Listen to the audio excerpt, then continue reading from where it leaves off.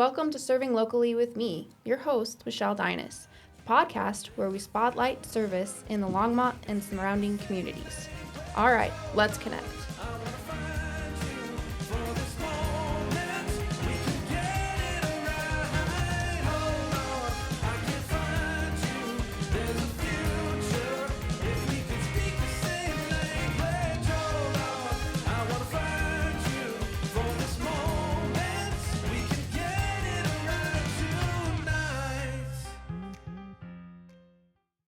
Hi, welcome to today's episode of Serving Locally. Today we are here with Sergio of Longmont Public Media. So we'll just start with who are you and what is Longmont Public Media and just a quick overview. Sure. Yeah. Well, thank you for having me on your podcast. Finally. It's been a while. A long time coming. Yeah, I mean, as you already said, my name's Sergio Angelos. I'm the executive director of Longmont Public Media.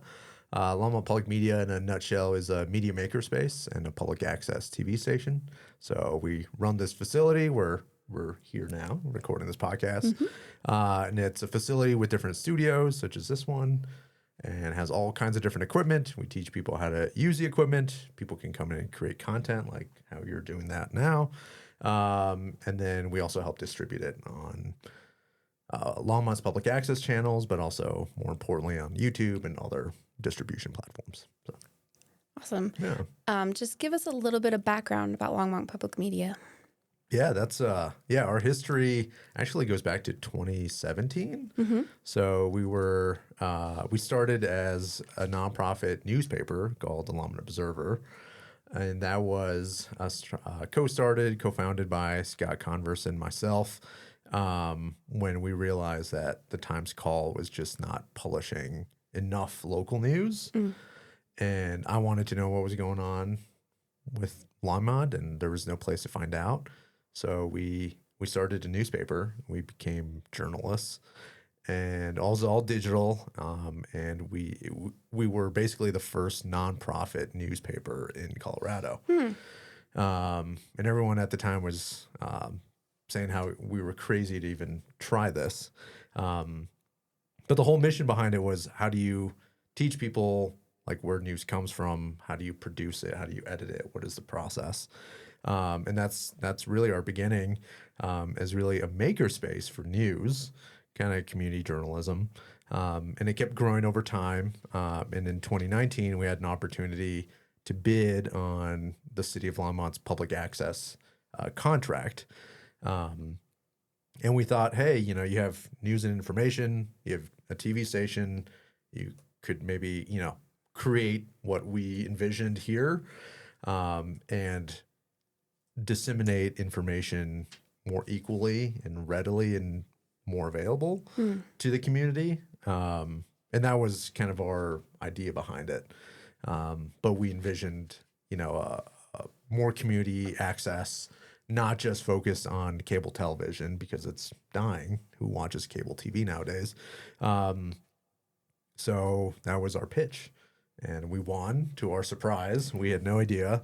And then we started January 2020. 3 months later, obviously, COVID hits. And that was, a whole challenge in and of itself. And then here we are now. So it's been, 5 years, really. This is our 5th year since we started. We're almost at 800 members. Wow. All kinds of different creatives, people creating podcasts like yourselves. We've got music, audio production, live streaming. We've started dabbling in some VR stuff and esports. And just continuing the mission of educating our community about how to create media and how to distribute it and all that kind of stuff and make it more accessible.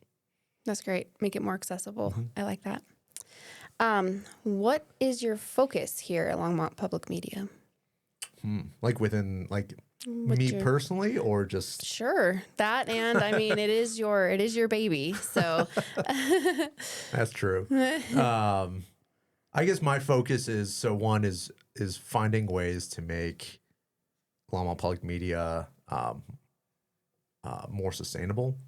So the way we're funded is with this contract, and this contract is funded by how many cable subscribers we have in our city. So the more people cancel, the less revenue we get.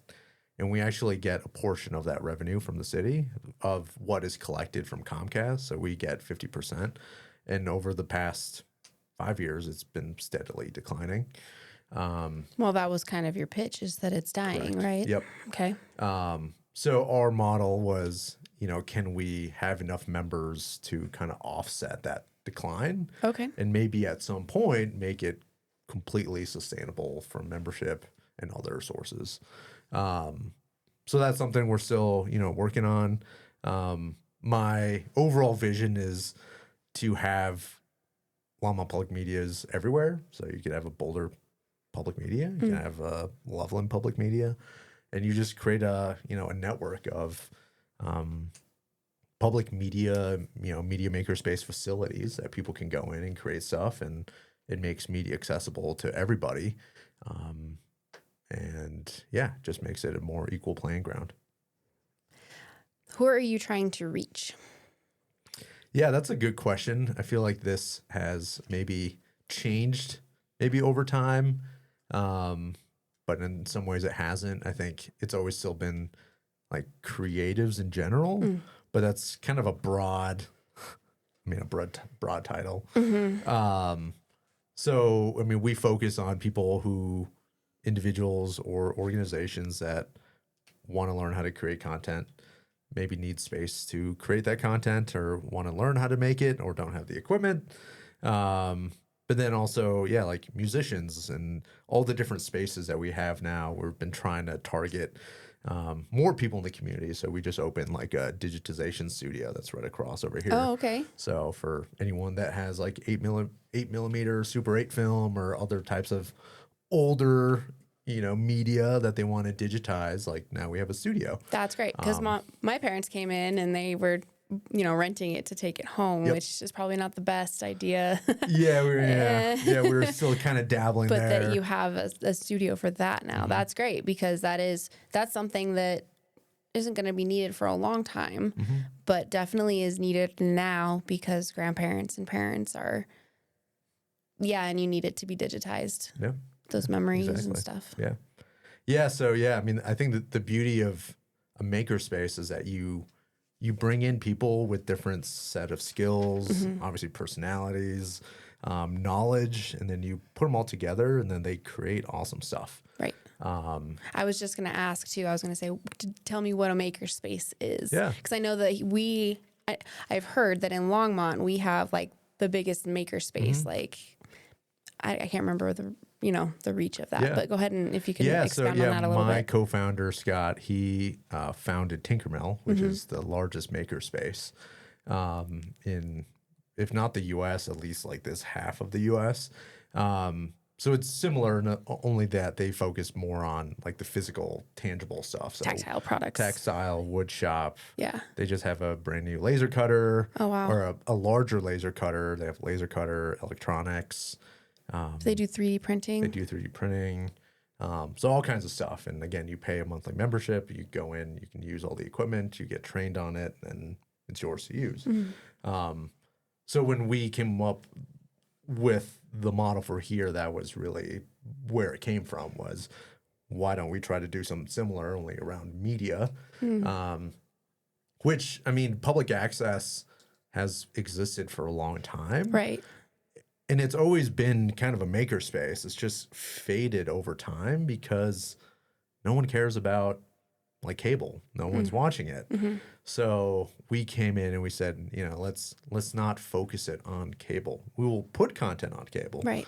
But we have to be up to date with everything that's going on. AI is obviously pretty big now. And podcasting, and what are the newer forms of media that are coming up, and how can we teach the community about how to leverage it into either for your business, for a personal reason, or maybe you just want to learn. So the beauty of the makerspace is that we have so many different people. We have filmmakers, podcasters, community members, and then they all just come together and they'll help one another out to create or edit or produce or brainstorm or give feedback. So I think we've really just built a really great creative community here in Longmont that you don't really find anywhere else. Yeah. So that's great. What makes the work of Longmont Public Media different than other similar serving organizations?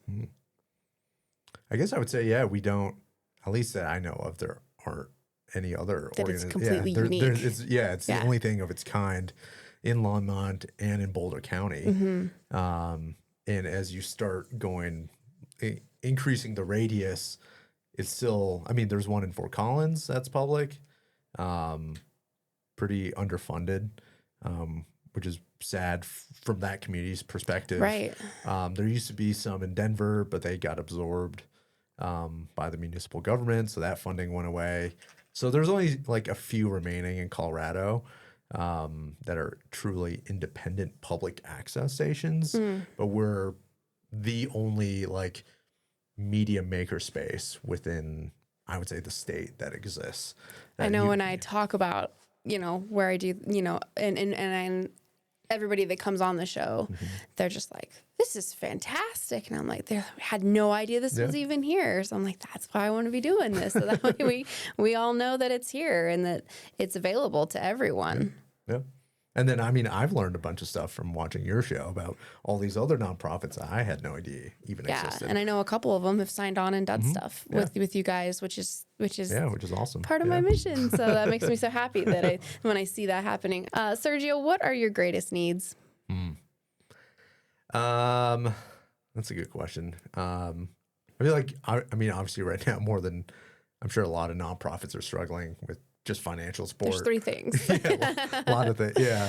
Obviously financial support is a big thing. I mean, I would say we're pretty affordable, just $30 a year. If you can pitch in $30, I mean, that we would greatly appreciate it and would help keep LPM here for a long time. Yeah. Obviously there's always, volunteers. If you're interested in helping us, improve the space, if you have ideas on, hey, maybe we should build this studio, or I don't know, maybe we need a gaming room or something. We want to know what we can do to make this place better for the community. So this is not my makerspace; it's Longmont's. So we want to get as much feedback and input, and then what did I say? Volunteers, financial support, exposure. Those are the 3 things.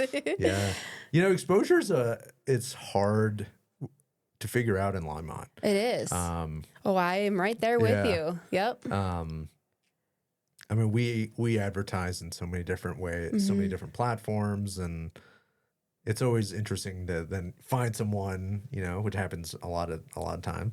They're like, oh, I've never heard about it. You're like, okay, well then how do we reach you? Right. And how do we reach people more effectively with limited resources? Right.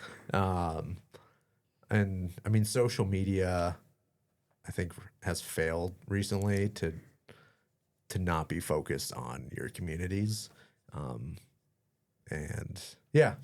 Exposure. I absolutely feel that, all of that, because it's hard because, until you meet one-on-one with people. And I think that's where social media does fail. Yeah. Is that, it is, you're lost in the scroll of, oh, that was really cool. But then now it's 40 scrolls away and I don't remember. Yeah.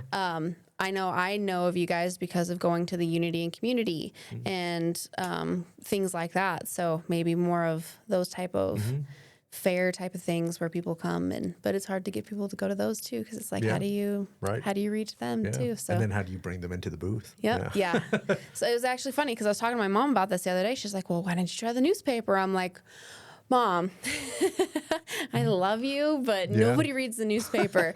And then my son chimes in, well, great grandma reads it. I'm like, yeah, she's 90 some years old. Yeah. Of course she does. But is she going to know how to do a QR code and get to me or look up my website? Or no, she's going to read about it and then move on. It's not.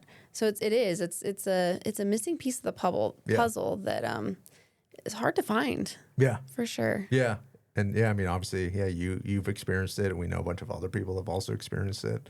Yeah, just getting the word out about either events or, it's hard to figure out. Yeah, so. It used to be the newspaper. Right. That was the one place to go.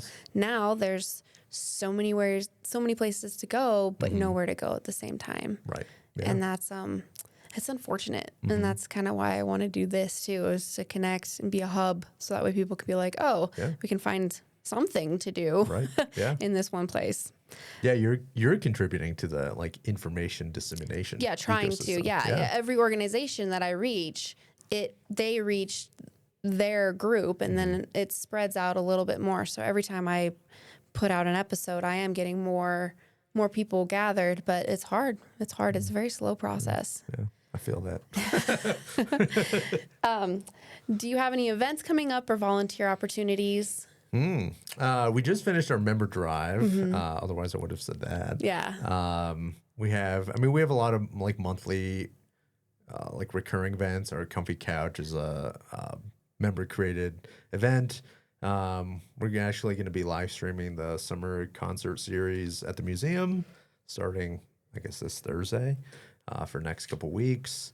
We have a improv show that we partner with Longmont Out Loud. Oh, cool. We've been doing that since January. They're once a month. So we're doing another one starting next month, July. Trying to think what else we have coming up. We'll probably start our Tiny Deck concert series again. So for those that don't know, we have a little porch outside right by our live streaming studio, and we're like, why don't we do something with it? So we bring musicians and we just invite people to come hang out by the patio, by the deck, and just hang out and listen Is to it music. hard to find musicians? No, there's a lot. Okay. Yeah. So that one's easy. Yeah, that one's easy. We don't need you. I'm just kidding. No, we need No, everybody. Come on. yes. Yeah. Absolutely. If you're interested in playing, let us know. No, that'd be great. But we've kind of thought about maybe expanding that to, I don't know, could we have comedy on the deck or a play? I don't know. Yeah, it's a little space. I don't know. Yeah. I don't know. But I love that you guys can be creative and yeah. try things out Right. and be like, oh, that was awesome, or oh, that wasn't so great. Yeah. But we learned a lot of things for next time or something to improve. That's fantastic. Of course, they've always been on my QR code. They're in the description of every episode that I ever put out. I share them on Facebook and Instagram all the time as much as I can. But how can people contact and find out more about Longmont Public Media, Sergio? Yeah. I would say more importantly, come and visit. Yes, So, come take a 457, tour. Yeah. I think once people, it's hard to explain Yes. what this place is until you see it. So we always try to get people to come in for a tour. So we're on the corner of 4th and Kimbark, downtown Longmont, 457 4th Avenue. Coming by for a tour, always welcome to do it ad hoc. What times are you open? We're open Monday through Friday, 9 to 5. Members do have 24/7 access if you decide to upgrade your membership to that tier. We also been hosting open houses the second Saturday of every month. So we just had one. We'll do another one in July. Definitely come check the space out. And come see what we're about. Yeah. And I host the podcast here.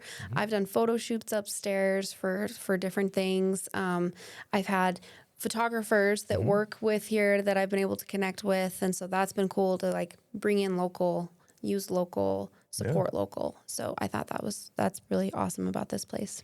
Is there anything else you would like to add to the conversation, Sergio? No, I'm just really grateful for creatives like you and everyone that has joined LPM and made it what it is. And it's been awesome just to see the community develop and people valuing a place like this and wanting to make it better. And so thank you. Yeah, absolutely. Yeah. So my last question, what does service mean to you? I think at the end of the day, it's just, to me, service means just helping people. We're trying to help people in a very unique way. But it's very, I guess, gratifying, fulfilling just to know that, hey, maybe we only had one person come in the door today, but, we helped them out in the best way that we could. And always just trying to make Longmont and other people's lives just a little bit better. I think that's what service means to me. That's fantastic. I know that Longmont Public Media has meant so much to me because when I started out wanting to do the Mrs. Longmont thing, that my vision for whatever it was to do a podcast. And I had no idea how I was like, I guess I can set up the GoPro at home and just kind of wing it or something. And then when I found you guys at the very first thing I did when I got the title was go to the Unity and Community, and I found you guys. And I was like, that's an absolute, like literally an answer to prayers of like, how am I going to make this vision of what I want to be and what I want to do for the community come to life? And so coming across you guys was just a godsend, because it was just exactly what I needed.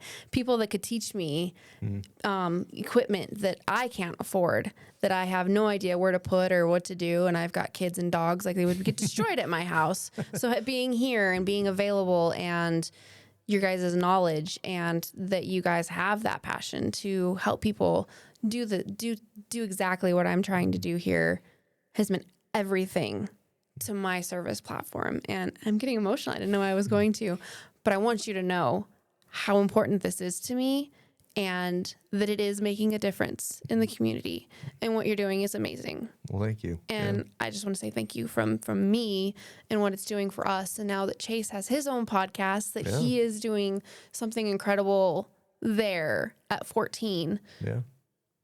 It's made a huge difference in effect in our lives and everybody else around us. So thank you. Awesome. No, of course. Thank you. Yeah. Okay. We'll end the podcast with tears. Yes, we will. Happy good tears, but that's good. So yeah, thank you. Yeah. Thank you to my guests, my listeners, and my supporters. Serving together, we can strengthen our community. Please like and subscribe.